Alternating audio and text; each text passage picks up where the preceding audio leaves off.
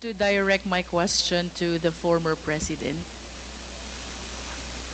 Mr. President, good afternoon.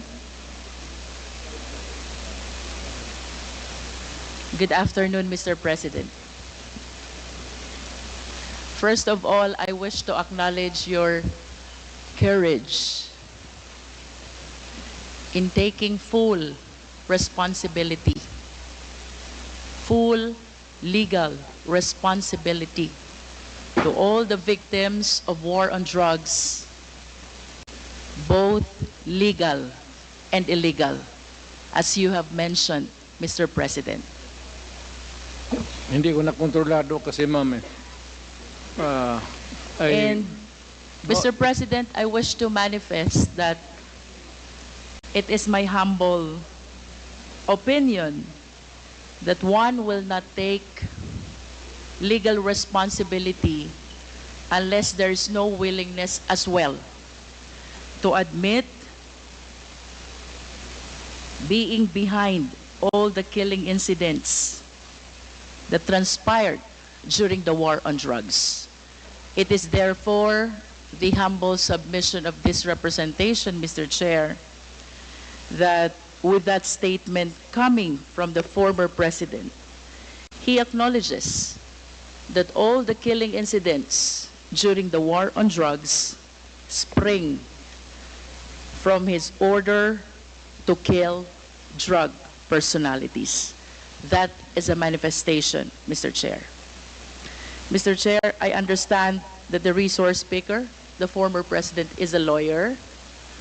Mr. President, may I request that you educate the Filipino people, and I am certain that you understand what conspiracy theory is all about. Please educate us, Mr. President.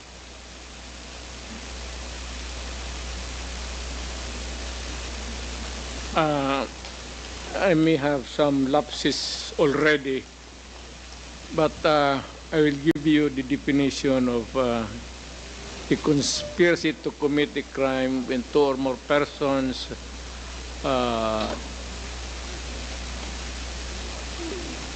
decide or discuss to commit a crime and actually do it. More or less ganon ang takbo ng ano. Thank you, Mr. President. And you will agree with me, Mr. President, that under the conspiracy theory, mayroon pong tatlong klase ng principal. One is principal by inducement. Two is principal by indispensable cooperation. And three, principal by direct participation. Being a long-time prosecutor, Mr. President, can you please enlighten us on this? Well, one is yung induce. It could be an inducement could be money, usually, or inducement by a woman to a man to kill her husband so that they can live forever happily ever after. Or a group of persons, a sindikato, lahat, what is illegal, gambling, smuggling, these are they are the conspirators of crime. So you have explained, Mr. President, principal by inducement. It could be money, it could be an order by a person who have influence over another. How about principal by direct participation, Mr. President? You actually agree with one another to commit the crime and you participate. Thank you. And how about principal by indispensable cooperation? Well, in the sense that, for example, if there is no way of traveling from one place to another and you are the only person who can provide the transportation, a vehicle, and that is would be indispensable cooperation. Without the vehicle, you cannot commit the crime. Thank you, Mr. President, for enlightening us. Going back to your statement that you are taking full legal responsibility to all the victims of war on drugs, both legal and illegal. It is my humble submission, Mr. Chair, that the former president can be considered liable for all these crimes under the theory of conspiracy by being a principal by inducement. I wish to manifest, Mr. Chair, that without the order, without the reward, these police operatives should not have resulted to killing a huge number of victims of war on drugs. Beg to disagree with your premise, ma'am. I understand, Mr. President, but that is a manifestation. Yes, but you know, Thank you, if Mr. police is President. supposed to do his duty. He goes to school for 2 years. He receives instructions to how to go about his duty. And we have to give the presumption of regularity. That's a principle of law. Thank you, Na Mr. President. Pag every time na may ginawa kaya in your favor is the principle of regularity Presumption in the of performance regularity of duty. of performance of official duty, Mr. President. Thank you for your enlightenment. Mr. President, I wish to ask, with all due respect, considering your statement of taking full legal responsibility, both to legal and illegal activities, can Well- I equate this statement of yours to an extrajudicial confession of guilt? Well, in a sense, yes. Wala na akong magawa eh. Are you saying yes, Mr. President? Yes, because I ordered the campaign against the drug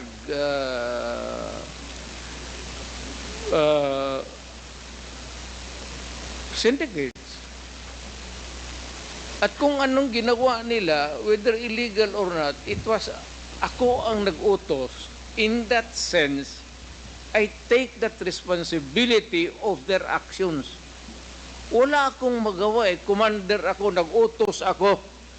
Puntahan ninyo yan. Just like a commander, or not a military, police, iutusan mo. Pag may nangyari dyan, magkabulyaso, whether right or wrong, iyo yan. Iyo talaga yan. Kung hindi ka naman bobo na mayor, hindi mo iwanan yung tao na inutusan mo. Unless yung pumunta doon, inutusan mo mag-operate ng illegal gambling or mga droga, tapos nag-rape, kung anong ginagawa na kabalastugan, ako na mismo ang papatay, hindi na kailangan na hintayin mo pa. Mr. President, earlier, you conformed to my statement that I can equate your statement of taking full legal responsibility as an extrajudicial confession of guilt. You said yes to that. Yeah. No, I'm just reiterating the question, Mr. President. It's not about guilt or a wrong. What I'm saying is that yung lahat ng inutusan ko yung war against drugs, o yung isang platoon dyan o isang batalyon, kung ano yung ginagawa nila, kaya I take full responsibility for that. Mr. President, you are surrounded by, I believe, 4 lawyers. Hindi ko na kailangan, ma'am. Because you are a lawyer yourself. I can take of myself. I can take care of Yes. myself. And of course, you understand the elements of an extrajudicial confession. Yes. You confirm that you are of sound mind. And not only that, body Yes. as well. You confirm that your statement is voluntary. Yes. And of course, you confirm that you understand the consequences of your extrajudicial confession. Hindi naman alam hindi naman ito korte. So I understand, Mr. President. That's why we call it extra judicial confession. It is not a confession, it is a statement coming from the mouth of a mayor or a president at that time. It is not a confession. You are characterizing the word. Mali, ma'am. The only one, Do not characterize that as a wrong. Mr. President, Policy yan. the only one that is missing among these elements is that it should be in writing. What? And my question will be, will you be willing to translate into writing the statement that you earlier said? Hindi na nga ako marunong, yung pirma ko noon, hindi na nga pirma ko ngayon. But of course, you have a lawyers to help and assist you.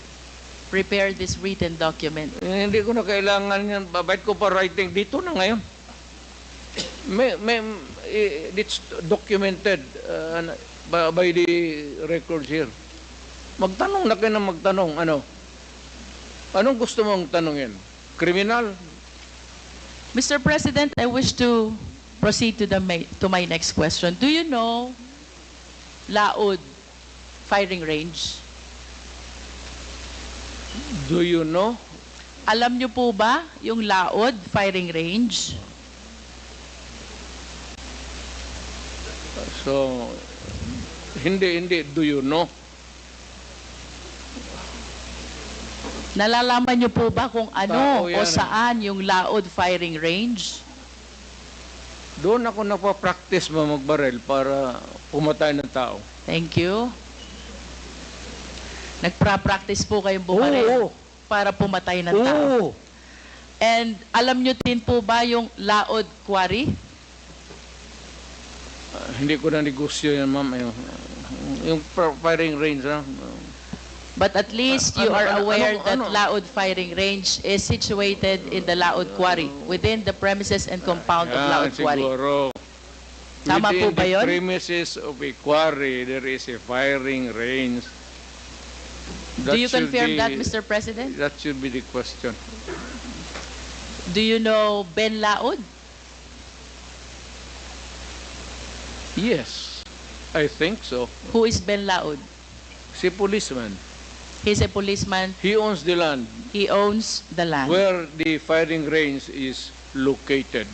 And do you remember, Mr. President, that the CHR, during the time of the former chairman, Laila de Lima, investigated and inspected this Laod Quarry, where they were able to discover human bones.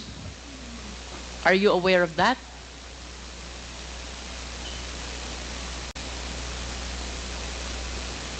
Sino ma? Who investigated? Panahon po ni Chairman Laila de Lima sa I do- Commission on Human Rights. Sorry, I do not know her.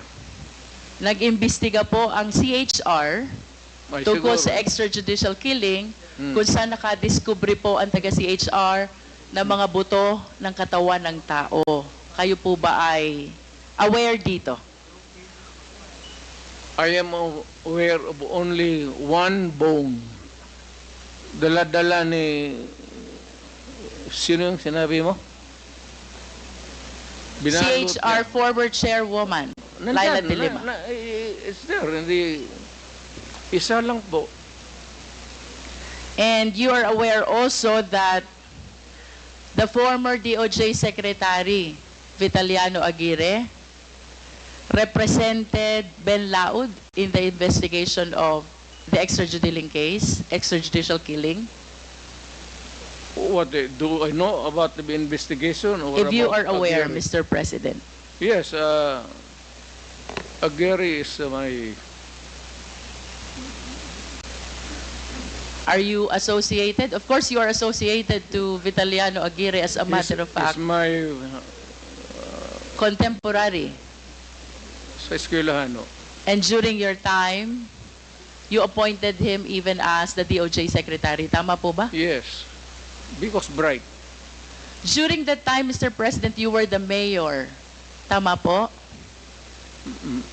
Mayor of Davao City. No, I cannot appoint a secretary.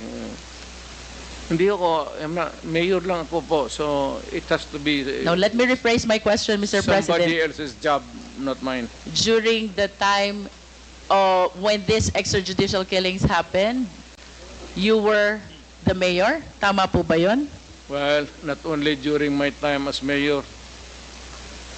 Was there any point in time, Mr. President, na pinaimbestigahan niyo po itong mga buto ng tao na nakita sa Laod Quarry? Dala nga ni, sino yun? Hindi yun nag-imbestiga doon. The CHR, Mr. President. Oh, si CHR. Kayo po ba'y nagpaimbestiga? Even during your time as mayor or during your time as president, pinaimbestigahan niyo po ba itong mga buto na nakita sa Laod Quarry? Bakit ako mag-imbestiga ng mga buto dyan na maraming buto ng tao na... So you did not initiate any investigation? Of course. Mr. President, I will proceed to the next question. On December 31, 2004, nag-conduct po ng raid ang PIDEA 11, headed by Superintendent Wilkins Villanueva, joined by some operatives of PIDEA Manila, National Headquarter. 6 po yung Chinese na napatay.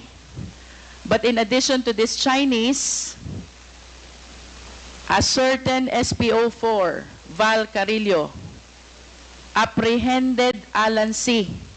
along with 10 other companions. Based on the affidavit of Mr. Las Cañas, Mr. President, you ordered the killing of Mr. Alan C. along with the 10 other companions. That is not true. That is a job of the police. Hindi ko trabaho magpatay, ma'am. There are 2 important observations in his affidavit, Mr. President. Ang sabi po niya dito, si Alan C. ay nag-offer ng 200 million for the release of the 2 chemists and another 100 million for the remaining 8 personalities. But when he tried to seek your permission, you refused, and you even said, madami kayong intel funds. Totoo yan. Kung bribery siguro yan. Hindi ko, never in my... Are you confirming, Mr. President, that during this time, Las Cañas and Sunny Buenaventura sought your permission whether to release Alan C. and the 10 others in exchange of the 200 million plus 100 million? Masyadong malaking pera yan, ma'am. Totoo yan. You are denying it, Mr. President. Of course. But do you confirm that when you refused this offer, you even told Sunny Buenaventura and Arturo Las Cañas that you have ample intel funds, so you don't need those bribes, if you call it bribe? I do not remember making a statement like that. But money for operations against crime, malaki ang funding ng Davao City. Another important observation, Mr. President, these 11 personalities were asked as to the whereabouts of their passport. Alan C. said that his passport was taken by the operatives, while the 10 others, ang sabi po nila, hawak ng employer nila. And the employer was named as Michael Young. What can you say about this? Nothing to do with it. Wala akong pakialam dyan. Hindi ako nakikialam ng mga passport. Mr. President, to conclude the question about this Dumoy raid, this is the raid of the PIDEA which happened in Davao Shabu Laboratory on December 31, 2004, where 6 Chinese personalities were killed during the raid, and the 11 others were brought to Laod Quarry, where they were summarily executed and buried upon your order, according to the testimony of Arturo Las Cañas. Do not believe Arturo Las Cañas. Let me proceed to the Binubula ka lang yan. next question, Mr. President. In 1993, Mr. President, binomba po itong St. Peter's Cathedral in Davao City where 7 died. Naalala niyo po ba ito? And according to Point of Arturo order, Las Mr. Cañas, Chair. Point of order. What was the I would like rule to that was find not- out excuse me, If Attorney Delgra is coaching the President, because she has been whispering in the ears of the former President. What to find out? Attorney Delgra, please refrain from coaching. The President is able to answer all these questions being asked He's of him. advising me And about my you are legal only rights. limited to advising Legal your client rights. with his rights. Nothing more, nothing less. He's I a hope lawyer. you follow the rule, Attorney Delgra. Please He does- proceed. He does not have to coach me. I know how to answer. Mr. Chair, 1993, binomba po ang St. Peter's Cathedral, Davao City where 7 died. Nalala niyo po ba ito, Mr. President? Yung simbahan, ma'am. Opo, St. Peter's Cathedral in Davao Yes, ma'am. City. At sangayon po kay Arturo Las Cañas, kayo ay galit na galit sa pangyayaring ito. Sinong hindi magalit, ma'am? At dahil po sa inyong mahigpit na galit, ay inorderan nyo po itong sina Las Cañas na bombahin ang mga moske kasama po ang Kamamara Mosque at Bancorehan Mosque. What can you say about this? Crazy, ma'am. Do you know that my mother is a Muslim? That's an idiot statement. In other words, you are denying. Of course.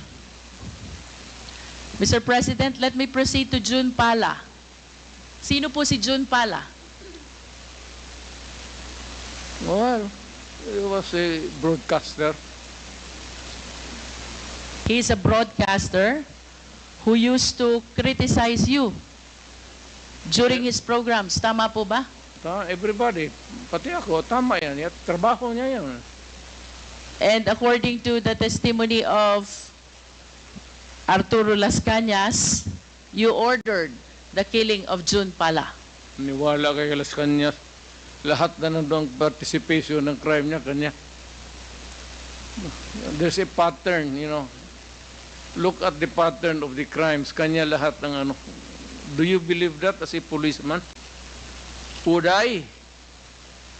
Would I? Kanina po, Mr. President, I started my interpellation with acknowledging your courage in taking full legal responsibility to all the victims of war on drugs, and you said both legal and illegal. The reasons why I asked about Laod Quarry, where human bones were found. The reason why I asked about the Dumoy raid, where 11 Chinese personalities were summarily brought and killed to Laod Quarry.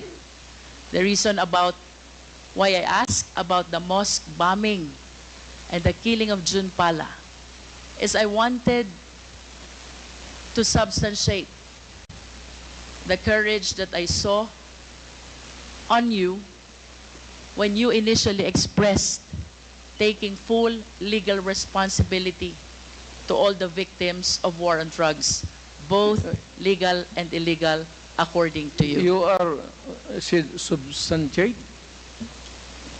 Yes, Mr. President. Where's the proof? Mr. President, I'm anchoring my questions about the separate incidents from your initial statement that you are taking full legal responsibility Yes. to all the victims of war on drugs. You said both legal and illegal. Yes. Mr. President, you are a long-time prosecutor, correct? Correct. And of course, it is very fundamental upon us, all lawyers, the Yeah. requirements of due process. We are zeroing in on a particular individual now. Due process is the law which hears before it condemns. Due process is the law which requires notice and hearing. If you say so. Mr. President, I hope that we will be reminded that by due process, the end, does not justify the means. Kanina po, tinanong din po kayo ni Honorable Brosas about the number of the victims of war on drugs. Tinanong po kayo about statistics, and you lamented na hindi nyo po alam or dala yung records. Now, I want to share to the public the statistics of the victims of war on drugs. Well, we are... Mr. President, this is from PIDEA. I think this is a consolidated effort of Karapatan, Global Witness, National Union of Journalists of the Philippines, the Supreme Court, Rappler, and the Philippine Drug and Enforcement Agency. We have 6,252 individuals in police anti-drug operations as of May 2022. 27,000 to 30,000 individuals, including those killed vigilant style. 427 activists, human rights defenders, grassroots organizers as of December 2021. Land and environment defenders as of December 2020, 166. Journalists, media workers, as of April 2022, 23 victims. Judges, lawyers, prosecutors, as of December 2021, 66 victims. And mayors, vice mayors, as of December 2021, 28 victims, Mr. President. Mr. President, my question is, when you implement war on drugs, did you strictly comply with the requirement of due process? Yes. Mr. Chair, I will wrap up. Thank you, Mr. President. Mr. Chair, it is my humble submission that contrary to the answer of the former President, I humbly believe that the former President and his war on drugs never complied with the requirements of due process. The statistics show, Mr. President, the huge number of victims of war on drugs. If my memory serves me right, during the time of Aquino administration, there are like around 200, and during the present administration, there are around like 200 victims as well of war on drugs. Given these statistics, Mr. Chair, this is almost or around 31,000 victims of war on drugs, if indeed they follow the requirement of due process. Wala po dapat ganito karaming patay. At ang dapat, maraming kaso na pending in court. I hope all of us will be reminded by the fundamental law that no person should be deprived of life, liberty, and property without due process of law.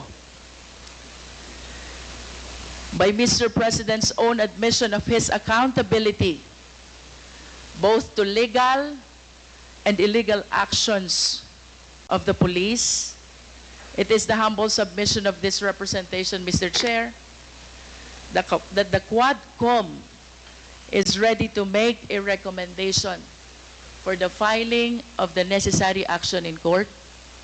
That is a violation of the law, RA 9851, Act defining and penalizing crimes against international humanitarian law, or at the very least, the murder cases as defined under the revised penal code.